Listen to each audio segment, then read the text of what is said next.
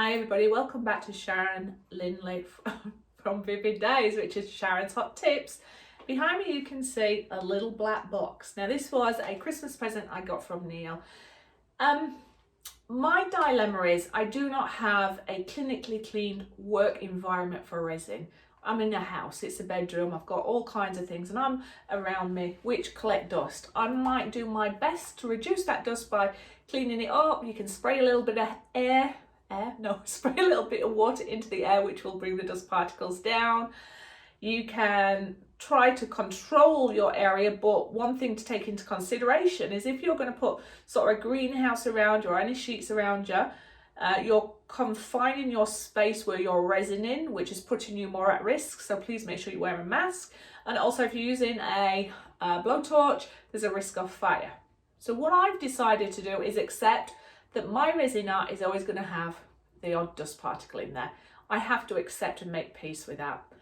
I cannot control my environment, but this Pure Mate, which is behind me, has an, I want to say, ionizer in there. So when I switch it on, it's a fan, but it sends out something that's going to attract your dust to it. You clean the filter out and it should reduce the amount of dust in your area. So what I would say is control your area as much as possible. Hoover, sweep, dust down, all the stuff we would do in our normal housework, but pay attention to how you're storing it. I am going to think about putting sheets down and protect my, in front of my shelving, and I'm digressing, I can feel it. These are meant to be short, quick tips, but to try and contain the dust from getting in there. I also want to ensure I have a well ventilated area with the windows open, but what that does do is draw more dust particles into your air. It's natural, it's what you're going to get. But I spray my room with a little bit of water in the air or mist with a little sprayer. I'll show you Exhibit A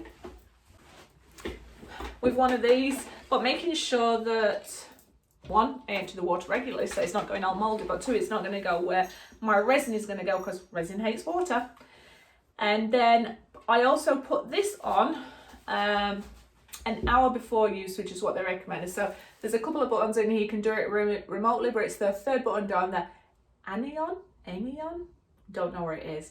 Anyway, my Neil researched it and it's going to help, not hinder. I put it on an hour before and that should reduce it. You do get a slight hum of a fan, but it's supposed to help your air and also gather those dust. Anyway, I'm not a matter expert on this. My Neil did the research. Unless you're going to have a clinically clean environment, he's just found a tool that's going to help assist or reduce it, but you've got to follow the instructions and see. You may feel it's not for you. Anything that's going to help me is a bonus, but that's what I use and that's where it's for. You might want to take it into consideration. You might not, it's your choice. Anyway, that's Sharon's hot tip for you.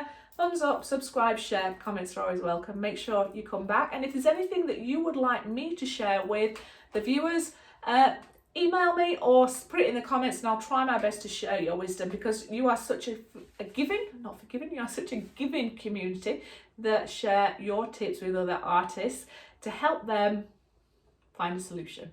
Anyway, see you on the next one.